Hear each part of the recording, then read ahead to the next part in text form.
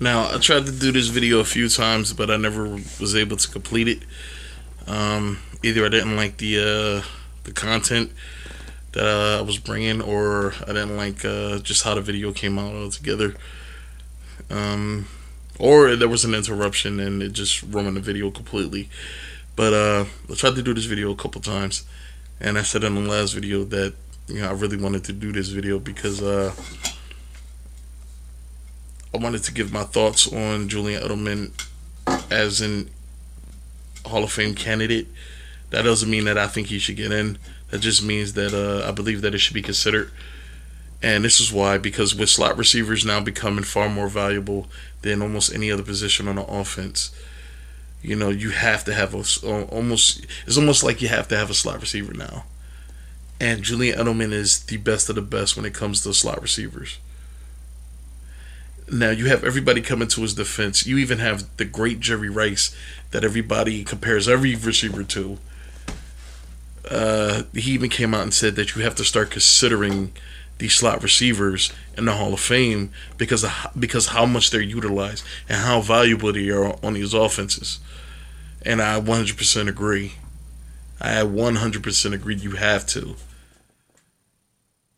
So they're going to talk from here on out. For anybody watching the videos, I'm going to keep a lot of the commentary to a minimum in the beginning, and I'm gonna just I'm gonna let the analysts get their point across, and then I'll just commentate from try to keep it as short as possible so I can get through the video. But okay.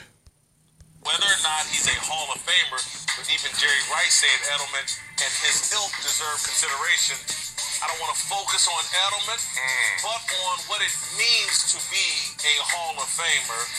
I'm going to let you start first. Before they tell you what their definition of a Hall of Famer is, I'm just going to tell you what I believe a Hall of Famer is to be.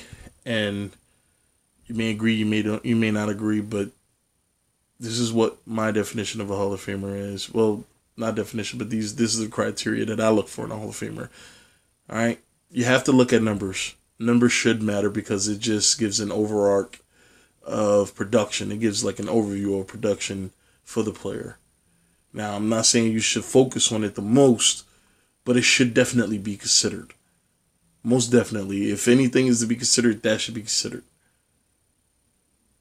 Now, when you talk about a Hall of Famer, you got to look at impact on the field. You got to look at impact on the team. You have to look at,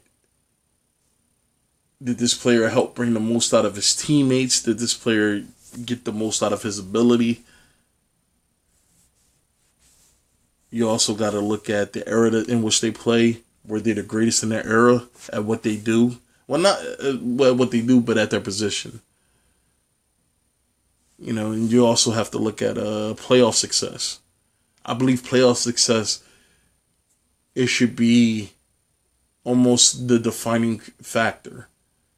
Like, if you're putting a percentage on it, playoff outcomes and playoff appearances and playoff success should matter for at least 35 to 40% of what you're grading on the Hall of Fame, or what you're considering. It should have, if this is a test for your grade, it should be at least, if not half your grade, it should be at least 60% of your grade. Like, playoffs matter, and the fact that people dismiss playoffs like it shouldn't matter at all because you get such a small sample size. The regular season matters more because you have a larger portion to judge on. But a lot of players don't put stock in the regular season because to them the regular season don't matter. What matters is the postseason. And Edelman is one of those players. Like, he'll play and he'll try his hardest in the regular season, but you see his best shine through in the playoffs. So let me let them talk. First, Marcellus, I wanted to define what a Hall of Famer is. Let's remove Edelman from the conversation and just tell me, what is a Hall of Fame? Simple word. Why the fuck does Marcellus Wiley keep wearing this bullshit? Is this supposed to make him look smarter than he actually is? I mean, this has to be a fucking joke. This has to be some kind of running gag And at this point, it just doesn't make any sense.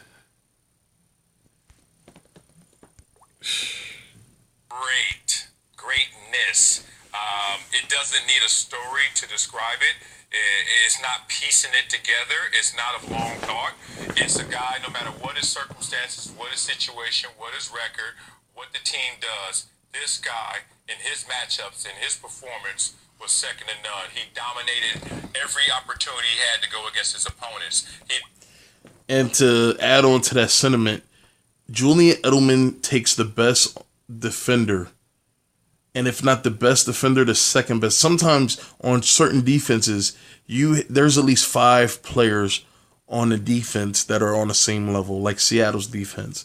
And taking the second best defender is almost like taking the first best defender.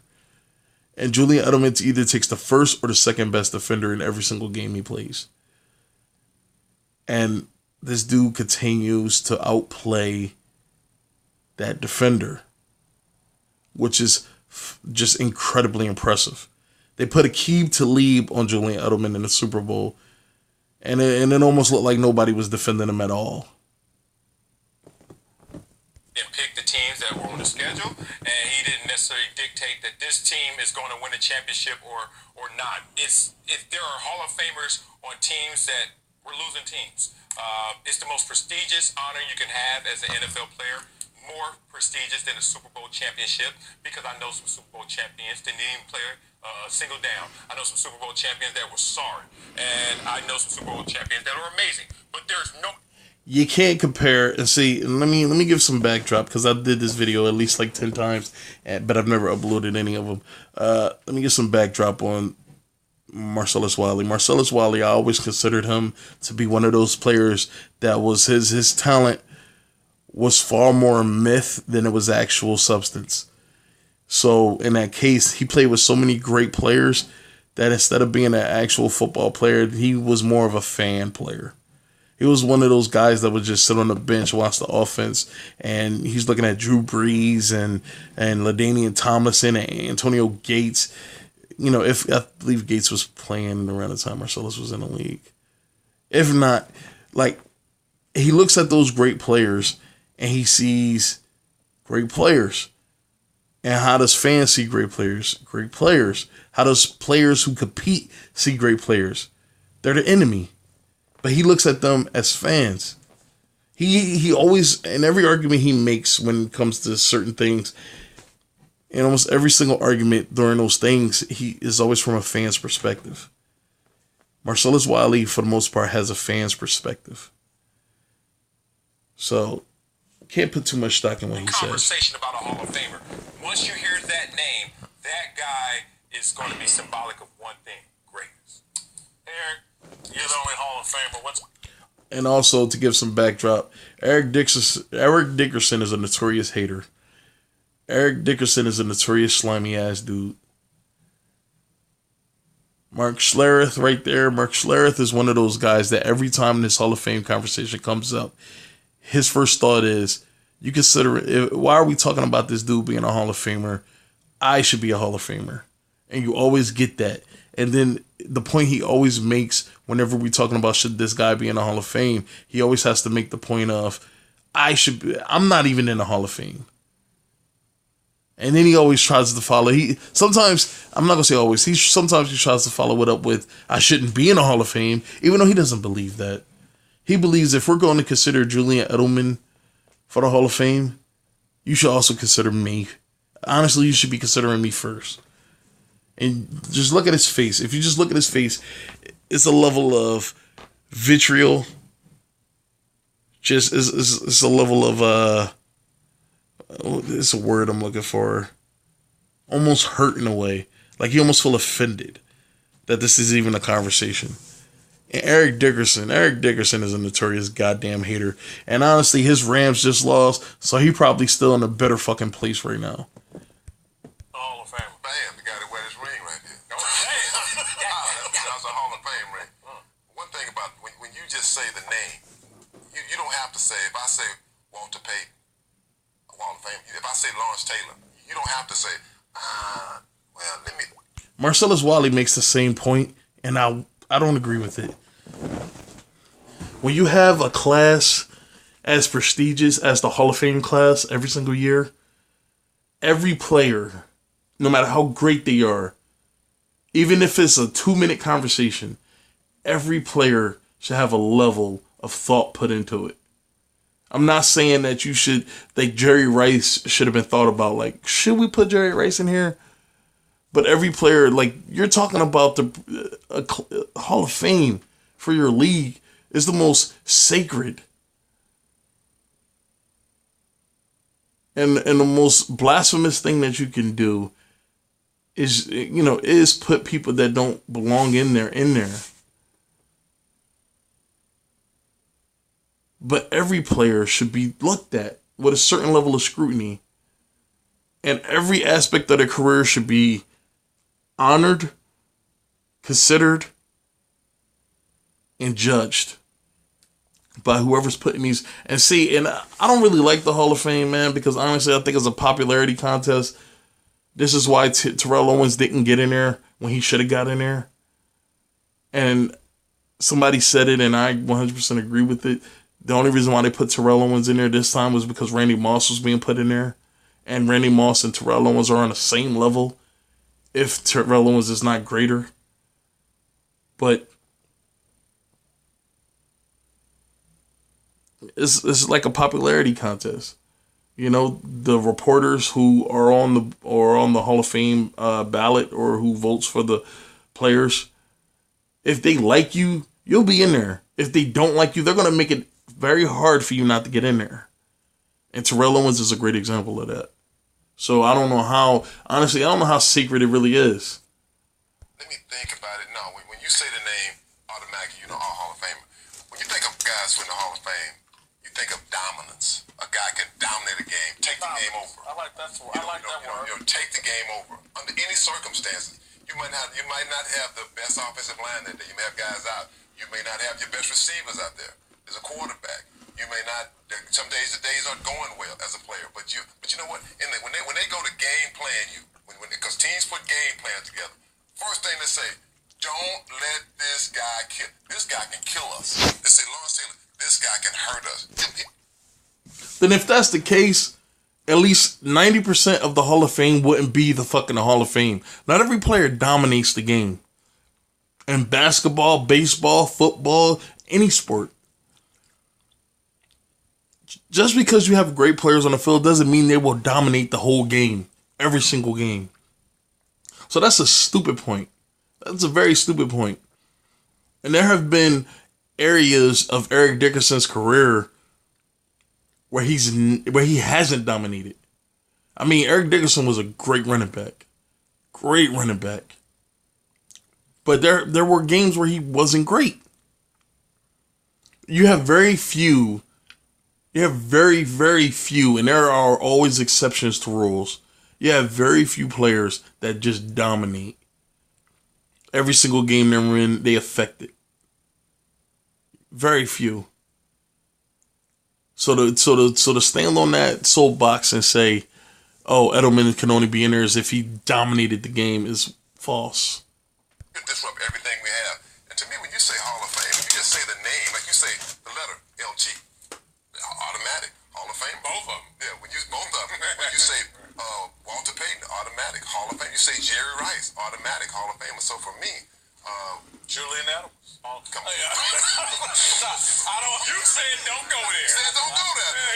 Mark, what's a Hall of Fame? Well, Bill Belichick even called him a great versatile patriot. Okay. He's all There you go. I understand. In the mode of Troy Brown. Troy Brown better than him. Hall of Famers transcendent. Free. All right, while there's a break, Belichick probably said that because he know Edelman has no chance of getting into the Hall of Fame because of people like that. Free. But ask Belichick, some of the stuff you're able to do on offense, would you be able to do it without Edelman? He transcends the game. To me, we are so busy. We're in a society, in sports especially, where we want to quantify everything, right? We want to make everything some analytical formula Yes. that we can basically say, okay, see, he fits the formula. I don't know what a Hall of Famer is. I know when I see one. Dude, I know when I put the film on, there's guys I film, I'm watching. And then there's dudes who go, oh my God, rewind that. Oh my Lord, rewind that. Oh my God, rewind that. Yeah. That's a Hall of Famer. And until you, like... And see, even though I agree more with him than I do with anybody else, even that, I still got to say something about Edelman doesn't wow you on the field. Antonio Brown wows you on the field. Odell Beckham wows you on the field. And this is what I'm saying about numbers being so overblown and regular season success being so overblown. Because what do they do in the playoffs? Nothing. If Odell gets there, he shrank. Antonio Brown, he also shrank. So, I mean, come on, man. Wowing you, if that's the definition of a Hall of Famer, then you have to build a different fucking place to put those guys that do the job and do it at such a high level that they almost can't be touched. Because Edelman's in that class, man. Come on. I don't even think, like, when you're breaking down tape and you're looking at a game and you're looking at what teams do, you don't have to, like, you don't even have to be a football guy. Like, you have to be a football guy to break down tape.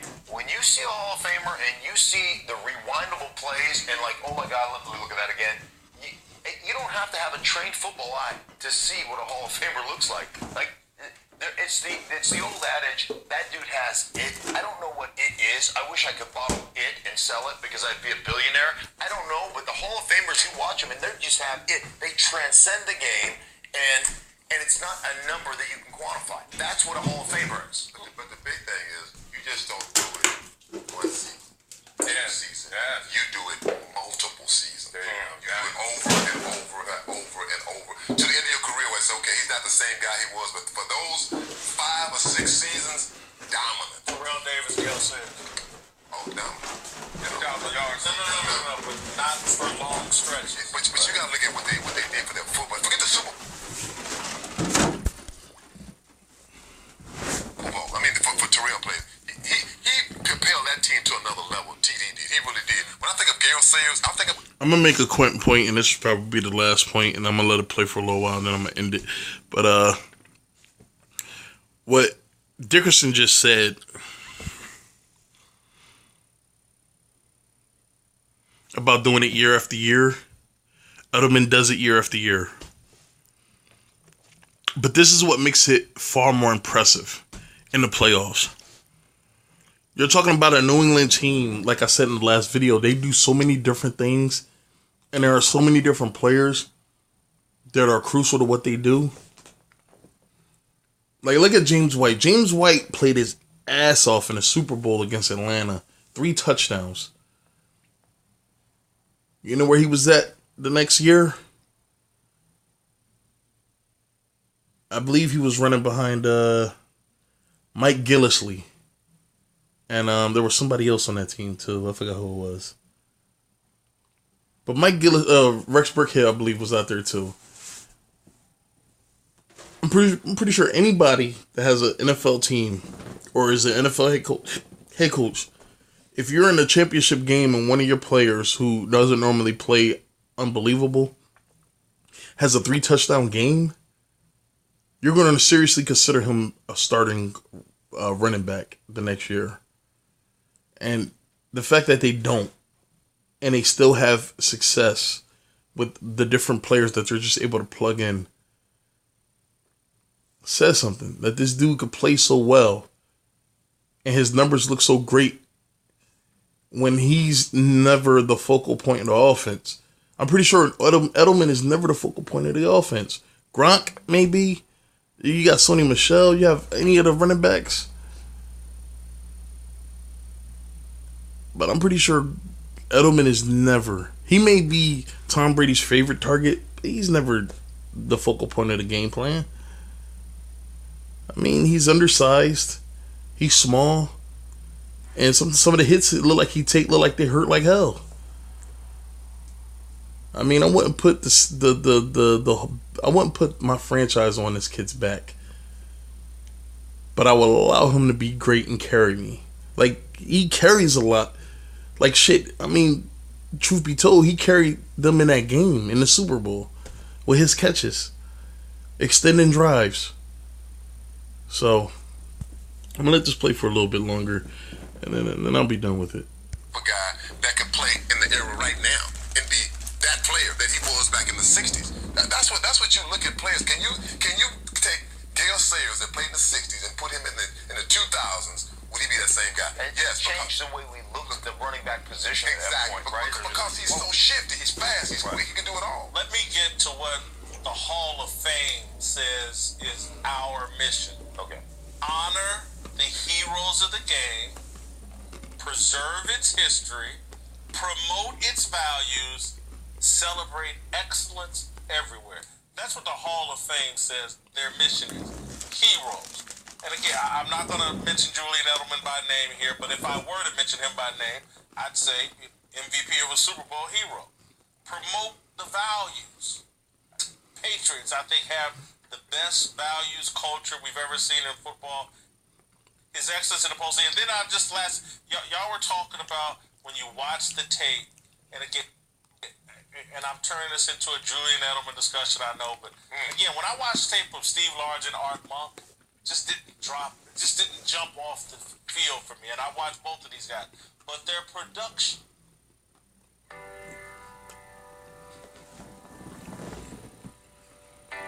To most of you, these codes... All right, and I got about a minute, and then I'm in the video here, but... You've probably never seen them. Obviously, in this conversation... But 7% of you... You can hear that I 100% agree with Jason Whitlock, sorry. But for people that make that argument that a player, when you consider somebody to be great, is a player that can play in any era. That era of football that Gale Sayers played in is different than now. I mean, look at some of the guys that he's playing against on defense. I'm pretty sure they're not the athlete he is. But if you look at now, there are some athletes on defense that are far more athletic than the offensive players. So to make the argument, like, Gale Sayers may have been super fucking fast back then, but he may not be the fastest player on his team at his position. Now, what separates a great player from everybody else is their IQ, their ability to make great plays when it's needed, and how clutch they are in the final moments of the game when you need them the most. That's what separates a great player, not if they're able to play in any era. Because people make an argument that LeBron James may be able to play back in the 80s and the 60s. Probably because he's far more athletic than everybody else. But when you take the ball out of his hands, force him to be in the system, and he's not the focal point of the offense, it's a different story. And context means everything. So, I'm going to end it here. All right.